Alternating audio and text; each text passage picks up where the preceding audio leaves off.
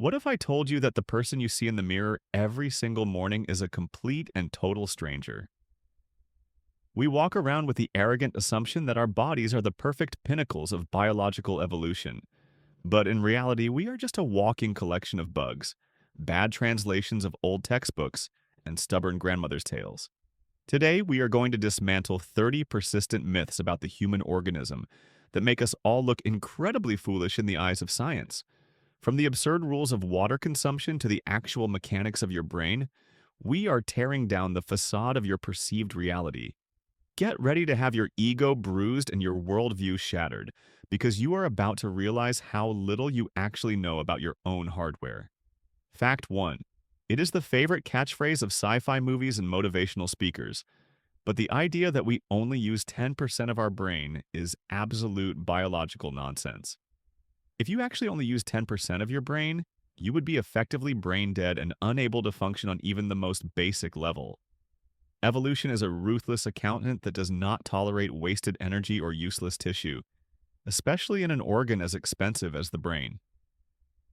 The brain consumes 20% of the body's energy, which would be an insane caloric investment for an organ that is purportedly mostly on standby. Advanced brain scans show electrical activity coursing through the entire organ, even when you are doing something as simple as sleeping or tapping your finger.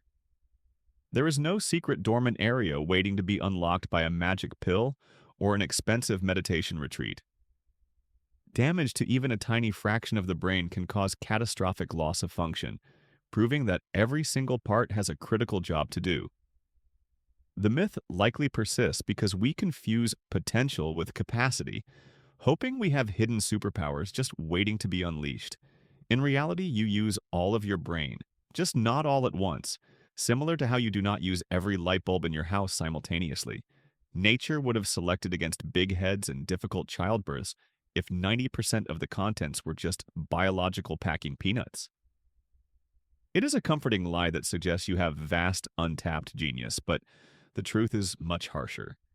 You are already working at full capacity, and your mistakes are your own, not the result of a locked server. The unused brain theory is just a romantic way to excuse our own intellectual shortcomings. We need to stop waiting for a magical upgrade and start using the 100% we already have more effectively. Fact 2. You likely remember that colorful map in your biology textbook showing specific zones for sweet, sour, salty, and bitter flavors. That entire educational staple is based on a mistranslation of a German doctoral thesis from 1901 that has misled generations. A scientist named Honig published a paper that was misinterpreted by a Harvard psychologist, and the error just stuck because it looked good in diagrams. The truth is that your entire tongue is capable of sensing all these tastes with roughly equal intensity. There are not specialized neighborhoods for sugar on the tip or bitterness at the back, contrary to what you were forced to memorize. If you put salt on the tip of your tongue, you will absolutely taste salt, shattering the map instantly. It is a testament to how lazy the educational system can be when a diagram looks scientific enough to bypass critical thinking. We believed a simple graphic over our own sensory experience for over a century because authority told us to. Taste buds are distributed throughout the oral cavity, including the roof of your mouth and even your throat. The idea of rigid zoning is a bureaucratic fantasy applied to biology, simplifying a complex system into a lie. This myth survives because it is easy to test in a classroom, even if the results are usually fudged by the students. Your tongue is a complex chemical analyzer, not a segmented pizza with different toppings. The real nuance of flavor comes from smell, not the geography of your mouth. We have been teaching children lies because checking the source material was too much effort for textbook publishers. So go ahead and lick a lemon with the tip of your tongue. The sourness will still punch you in the face. Fact 3. The belief that shaving makes your hair grow back thicker and darker is an optical illusion that has sustained the razor industry for decades. When you shave, you are cutting the hair at its thickest point, right near the root, leaving a blunt tip. As that hair pushes out, you see and feel that coarse, blunt end rather than the tapered, sun-bleached tip of unshaven hair. It feels prickly and looks darker because it hasn't yet been exposed to the elements or friction. If shaving actually stimulated growth, balding men would be furiously shaving their heads to restore their lost manes. The follicle resides deep beneath the skin and has absolutely no way of knowing that the hair shaft was cut. You are not pruning a hedge, you are simply cutting dead protein filaments that have no communication with the root. This myth persists because teenagers start shaving right when their hair is naturally getting thicker due to hormones. They confuse correlation with causation, thinking the razor caused the change rather than puberty. It is a classic case of human beings finding patterns where there are none to explain a natural process. You can shave a peach 10 times a day, and it will never grow a beard. The texture and density of your hair are determined by your genetics and hormones, not your grooming habits. Stop blaming your razor for your genetics. It is an innocent tool in this biological misunderstanding. The only thing shaving stimulates is the revenue stream of companies selling shaving cream. Fact. 4. Every parent swears that sugar turns their children into hyperactive demons, but science says this is a classic placebo effect. Numerous double-blind studies have shown that sugar intake has absolutely no effect on children's behavior or cognitive performance. The sugar rush is actually a result of the environment where sugar is usually consumed, like birthday parties or holidays. Kids run around screaming because they are excited, surrounded by friends, and free from rules, not because of a cupcake. In one study, parents were told their kids were given sugar when they were actually given a placebo, and the parents still reported hyperactive behavior. It is a psychological bias where we look for confirmation of what we already believe. The insulin spike from sugar might actually make you tired, which is the opposite of hyperactivity. We blame the candy because it gives us a tangible culprit for our children's lack of discipline. It is easier to say it's the chocolate than to admit that 5-year-olds are naturally chaotic. While sugar is bad for teeth and waistlines, it is not a pharmacological stimulant. The energy density of sugar does not translate into immediate kinetic energy in the limbs. You are witnessing the power of suggestion and the chaos of social gatherings. So let them eat the cake, but don't use it as a scapegoat for the tantrum that follows. Fact 5. The rule that you must drink 8 glasses of water a day is a marketing triumph that has little basis in human physiology. This specific number likely originated from a misinterpreted recommendation by the Food and Nutrition Board in 1945. They stated a daily allowance, but people conveniently ignored the sentence that said most of this quantity is contained in prepared foods. You get a massive amount of your daily hydration from fruits, vegetables, soups, and even your coffee. Your body has an incredibly sophisticated alert system called thirst that tells you exactly when you need to drink.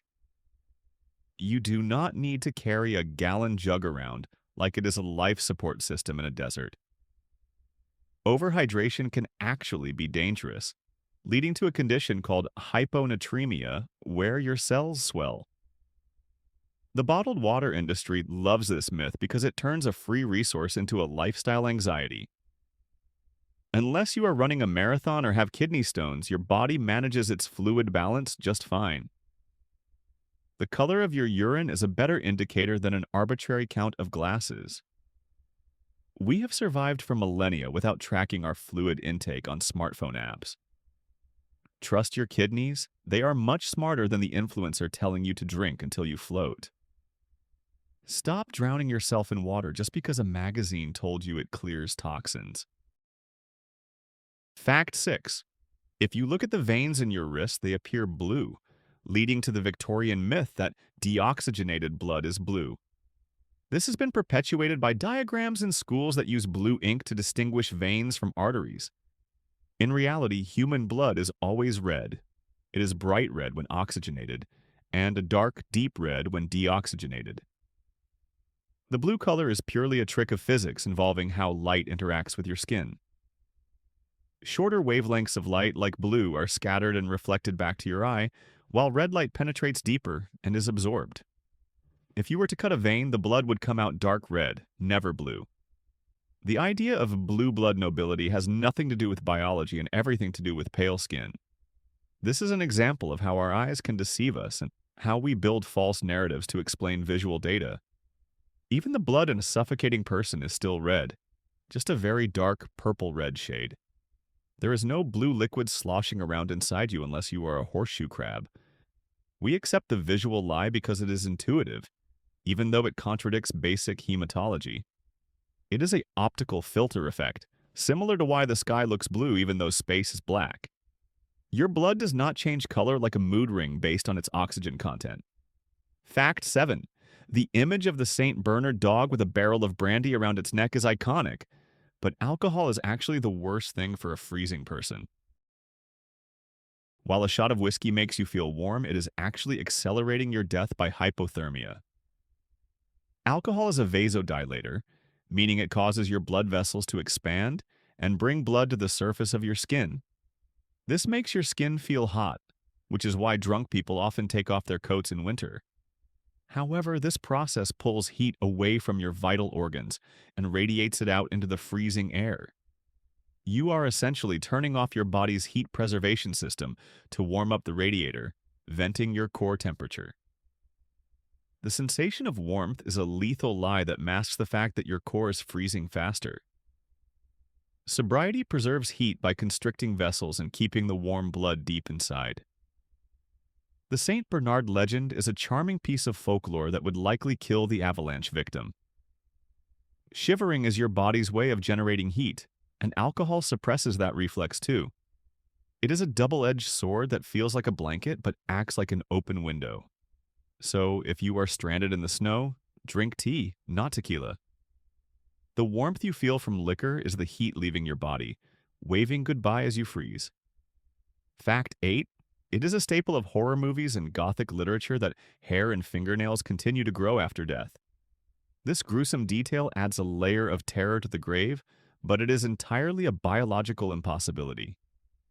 Growth requires glucose, oxygen, and hormonal regulation, all of which cease the moment the heart stops beating. What you are actually seeing is a macabre optical illusion caused by dehydration. After death, the skin dries out and retracts, pulling back from the nail beds and the hair follicles. This exposes more of the nail and hair that was previously under the skin, making it look longer. It is not that the hair is growing out, it is that the body is shrinking away. Morticians have to use moisturizing creams to prevent this shrinkage so the deceased look natural for the funeral.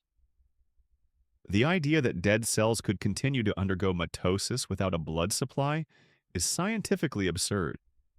We fear death so much that we project lifelike qualities onto the corpse to make it seem active. It is a dry, shrinking process, not a generative one. The corpse is not producing anything new.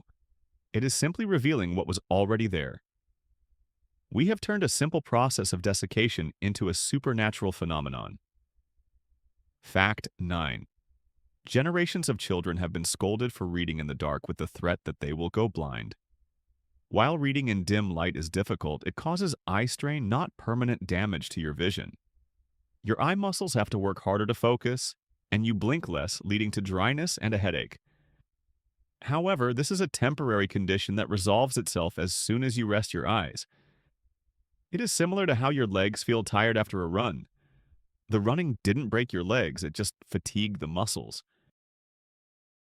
The structure of the eye does not change because the light was low.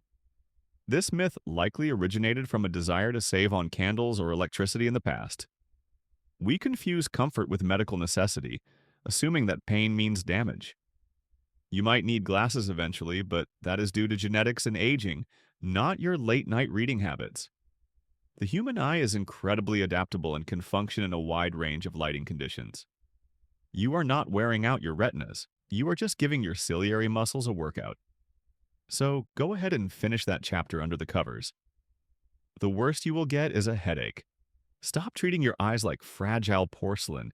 They are resilient biological cameras. Fact 10. The warning that cracking your knuckles will give you arthritis is one of the most persistent medical myths in history. The sound you hear is not bones rubbing together, but bubbles of nitrogen gas popping in the synovial fluid. When you stretch the joint, you lower the pressure, causing gas to escape solution. Essentially, you are fizzy. A dedicated doctor named Donald Unger cracked the knuckles on his left hand for 60 years, leaving his right hand alone. He won an Ig Nobel Prize for proving that there was absolutely no difference in arthritis between his two hands. The annoyance of the sound is the only real side effect of this habit. Parents invented this myth because the sound is irritating, not because they read a medical journal. It is a control tactic disguised as health advice. Studies have repeatedly shown no correlation between knuckle cracking and osteoarthritis. You are simply manipulating the pressure in your joint capsules. It might weaken your grip strength slightly over decades, but it won't destroy your cartilage. So crack away if you must. The only thing you are hurting is the patience of the people around you. Science is on the side of the poppers, not the scolders. Fact 11.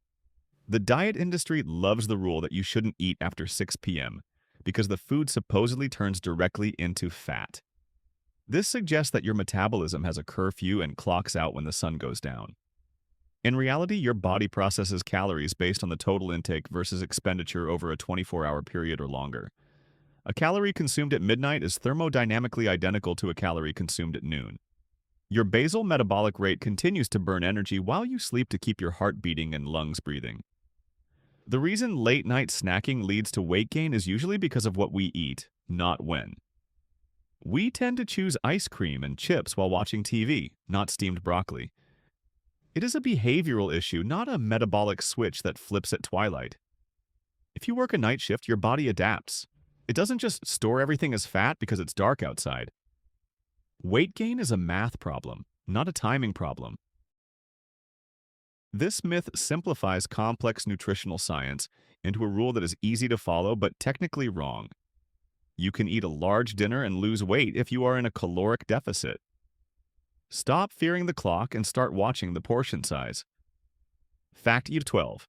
You have probably been told to wear a hat because you lose 50% of your body heat through your head. This myth stems from a flawed U.S. military survival manual based on a vague experiment in the 1950s.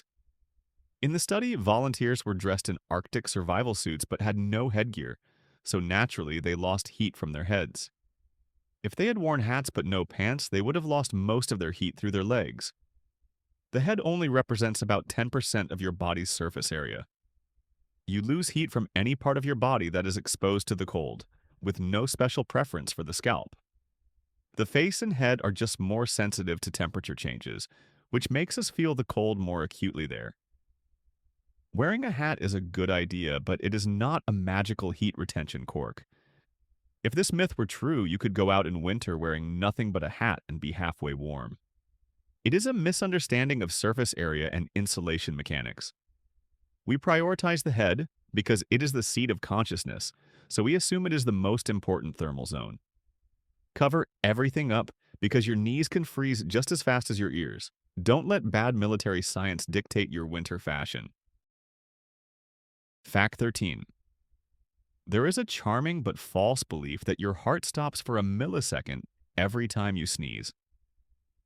The phrase, "God bless you," allegedly originated from the fear that your soul could escape during this brief cardiac pause. Physiologically, the massive increase in pressure in your chest during a sneeze changes your blood flow. This pressure can momentarily alter the rhythm of your heart, making it skip a beat or beat stronger. However, the electrical signal that keeps your heart pumping never actually ceases. It is a glitch in the rhythm, not a system shutdown. If your heart actually stopped, you would pass out every time you had a dust allergy. The sensation of a skipped beat feels dramatic, but it is just a hemodynamic compensation. We interpret the physical jolt of a sneeze as a near-death experience because it is so violent. Your heart is a relentless muscle that does not take breaks for bodily functions. The superstition is a medieval attempt to explain a strange physical sensation. You are in no danger of dying from a sneezing fit. Keep your soul. Your heart is doing just fine. Fact 14. The wellness industry makes billions selling saunas and hot yoga, with the promise that you are sweating out toxins. This is a fundamental misunderstanding of what sweat is and what your organs do. Sweat is 99% water mixed with a little salt and trace electrolytes designed solely for cooling the body. The organs responsible for removing toxins from your blood are your liver and your kidneys, not your pores. You cannot sweat out heavy metals, pollutants, or last night's alcohol in any significant quantity. If your sweat contained high levels of toxins, it would burn your skin. The feeling of detox after a sauna is just the feeling of being dehydrated and exhausted, which mimics relaxation. You are not a sponge that can be wrung out to become clean. The body has a very specific waste management system, and it ends in the toilet, not on a yoga mat. We love the idea of purging impurity through effort, but biologically it is nonsense. You are just making yourself salty and damp. Drink water to help your kidneys do the actual work. Stop believing you can undo a bad diet by sitting in a hot box. Fact 15. We are all terrified of stepping on a rusty nail because we associate rust directly with tetanus. However, rust itself is just oxidized iron and is completely harmless to the human body. Tetanus is caused by a bacterium called Clostridium tetani, which lives in dirt, dust, and animal feces.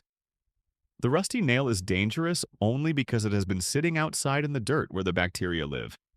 A brand new shiny nail that has been in the garden is just as dangerous as a rusty one.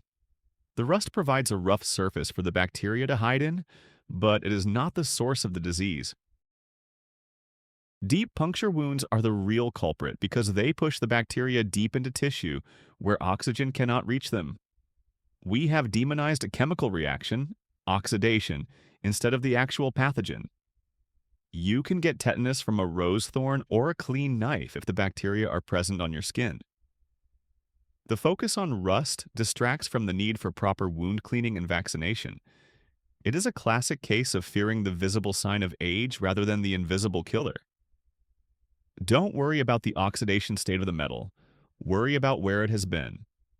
Get your booster shot, and the rust won't matter. Fact 16. Biology teachers love to use tongue rolling as a simple example of a dominant genetic trait. They tell you that if you can roll your tongue into a tube, you inherited a special gene from your parents. This was disproven decades ago when studies showed that identical twins often do not share the ability. If it were purely genetic, clones, twins, would have the exact same status. It turns out that tongue rolling is largely a learned skill that involves muscle control and practice. Many children who cannot do it initially can learn to do it later in life. We cling to this myth because it makes genetics seem simple and deterministic. It is a just-so story that fits neatly into a high school curriculum, but fails in the real world. Complex traits are rarely decided by a single on-off switch in your DNA. Your tongue is a muscle, and like any muscle, it can be trained to do stupid tricks. We have been using a false example to teach Mendelian genetics for nearly a century. It is time to stop failing kids who just haven't practiced enough in front of a mirror. Your genes are not a straitjacket for your tongue's acrobatics. Fact 17. Movies have conditioned us to believe that a drowning person splashes, yells for help, and waves their arms dramatically. In reality, drowning is an eerily quiet and invisible event known as the instinctive drowning response. When a person is truly drowning, their body focuses entirely on breathing, so they cannot scream. They press their arms down against the water to lift their mouths above the surface, meaning they cannot wave. A drowning child often looks like they are treading water or looking up at the sky in silence. This misconception is dangerous because people watch for the splashy movie version while someone dies quietly meters away. The silence of drowning is what makes it so deadly in crowded pools. We expect a performance, but biology gives us a desperate silent struggle. Recognizing the signs of silence and a tilted head saves lives. Looking for splashing does not.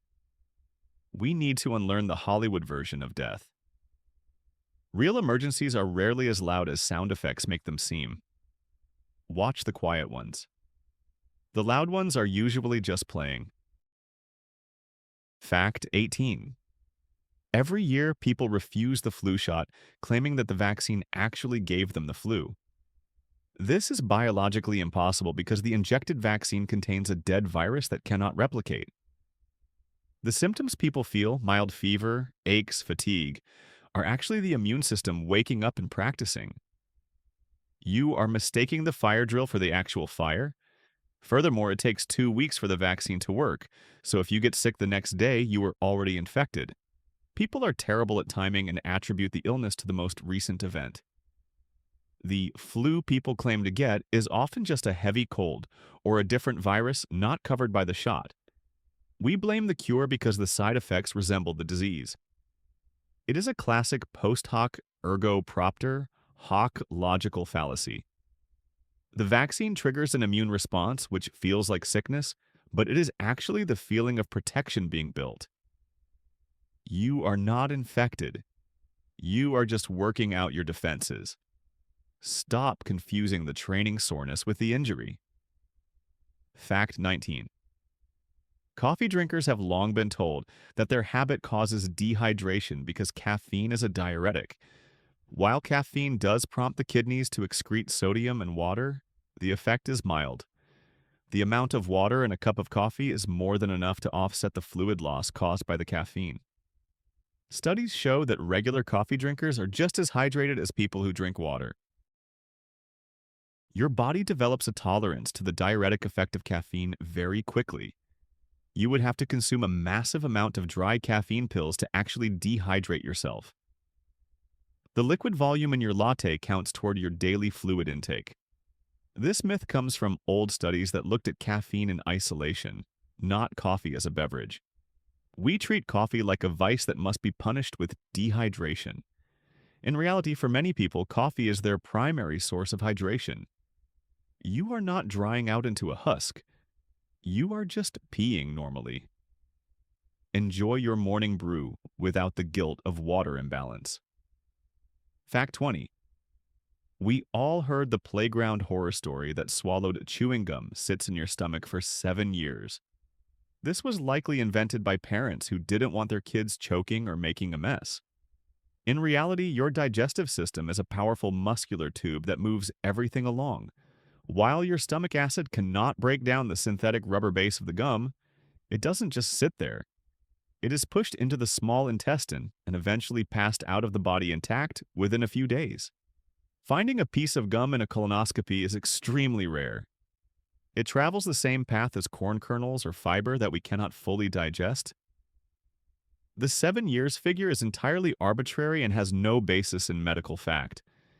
It suggests your stomach is a storage locker rather than a processing plant. If things stayed in your stomach for years, you would have died of a blockage long ago. The gum leaves your body just like everything else, unceremoniously. Don't swallow it because it's gross, not because it's a time capsule. Fact 21. The idea that waking a sleepwalker will cause them a heart attack or brain damage is a dangerous myth. While waking them up might startle them or leave them confused, it is not medically harmful. In fact, it is much more dangerous to let them wander around where they could fall downstairs or walk out a door. The shock is no different than being woken up by a loud alarm clock. The myth likely stems from the primitive belief that the soul leaves the body during sleep and might not return in time. In reality, the sleepwalker is just in a state of deep, slow-wave sleep. Guiding them back to bed is the best option, but waking them is necessary if they are in danger. We treat sleepwalkers like ticking bombs when they are just confused wanderers. Their safety is more important than their grogginess. Don't let someone drive a car in their sleep because you are afraid to shout, "Wake up!" Break the taboo to prevent a broken bone. Fact 22. Thanks to a famous episode of Friends, everyone thinks the cure for a jellyfish sting is to pee on it. In reality, urine can actually cause the stinging cells, nematocysts, to fire more venom. The chemical composition of urine is inconsistent and often not acidic enough to neutralize the sting. The best treatment is vinegar or simply rinsing the area with seawater. Excessive fresh water or urine can change the osmotic balance, triggering the remaining stingers. You are essentially adding insult to injury by urinating on your friend. It is a gross solution to a problem that requires simple chemistry. The myth persists because it is funny and memorable, not because it works. Medical professionals cringe every time they hear this folklore advice. You are not a medical dispenser. Keep your pants on. Use what the lifeguards use, which is almost never bodily fluids. Fact 23. Linus Pauling, a double Nobel laureate, convinced the world that massive doses of vitamin C could prevent the common cold. Subsequent research has shown that for the average population, vitamin C does almost nothing to prevent a cold. It might shorten the duration of illness by a few hours, but it is not a shield. Your body can only absorb a certain amount of vitamin C. The rest is flushed out in your urine. You are essentially paying for very expensive vitamin-rich pee. The supplement industry makes billions off this placebo effect every winter. We want to believe there is a simple pill to stop viruses, but biology is more complex. Eating an orange is healthy, but megadosing supplements is biochemical overkill. Pauling was a genius in chemistry, but he was wrong about this. You cannot boost your immune system beyond its normal functioning state. Wash your hands. It works better than the fizzy orange tablets. Fact 24. The word radiation scares people, leading to the belief that microwaves make food radioactive or dangerous. Microwaves use non-ionizing radiation, which is fundamentally different from the nuclear radiation that causes cancer. They work by agitating water molecules in the food, creating heat through friction. Once the microwave turns off, the radiation is gone instantly. It does not linger in the lasagna. It is closer to a radio wave than an X-ray in terms of energy. Microwaving vegetables can actually preserve more nutrients than boiling because it is faster. The fear is based on a linguistic misunderstanding of the word radiation. You are not eating Chernobyl chicken. You are eating excited water molecules. The only danger from a microwave is burning the roof of your mouth. We let fear of the invisible dictate our kitchen habits. Trust the physics. Your dinner is safe from nuclear fallout. Fact 25. The polygraph, or lie detector, is a staple of police dramas, but in the scientific community, it is considered a joke. The machine measures stress responses, heart rate, sweating, and blood pressure. It cannot detect lies. It detects anxiety, which is common when you are accused of a crime. A sociopath can lie without sweating, while an innocent nervous person will fail miserably. That is why polygraph results are generally inadmissible in court. It is a theatrical prop used to scare a confession out of a suspect. We want to believe there is a machine that can peer into the soul, but there isn't. The truth is a cognitive concept, not a physiological one. We have been sold a bill of goods by pseudoscience. You can beat the machine by clenching your glutes or doing math in your head. It is a stress detector, nothing more. Fact 26. Put a coat on or you'll catch a cold is the most common maternal advice in history. However, colds are caused by viruses, not by low temperatures. You could stand naked in Antarctica, and if the virus isn't there, you will not catch a cold, though you will die of hypothermia.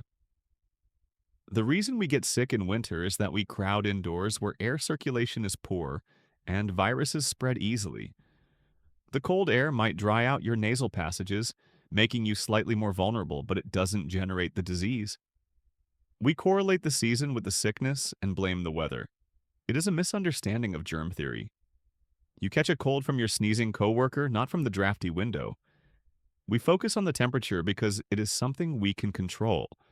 The virus doesn't care about your scarf. Fact 27.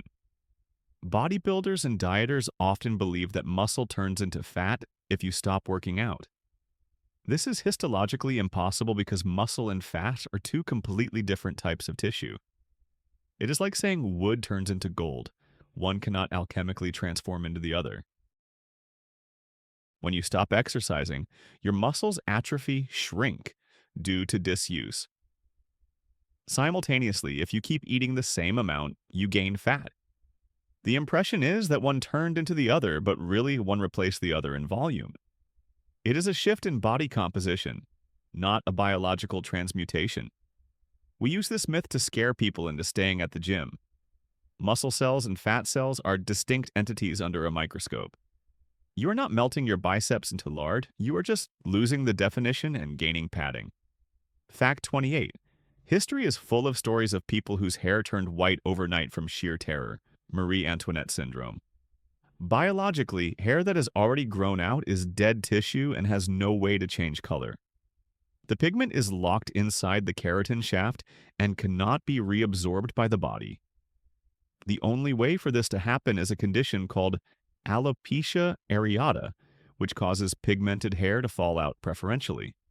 This leaves behind only the white hairs that were already there, creating the illusion of sudden whitening. You are seeing the survivors, not a color change. The body cannot suck the ink out of the hair shaft. It is a dramatic literary device that ignores dermatology. Stress can cause new hair to grow in gray, but that takes weeks or months to become visible. You cannot go to bed a brunette and wake up a platinum blonde without bleach. Fact 29. Pop psychology loves to divide people into left-brained, logical, and right-brained, creative personalities. This dichotomy is a gross oversimplification of how the brain actually functions. While certain functions are lateralized, like language often being on the left, the two hemispheres are constantly communicating via the corpus callosum. You use both sides of your brain for almost every task, including math and art.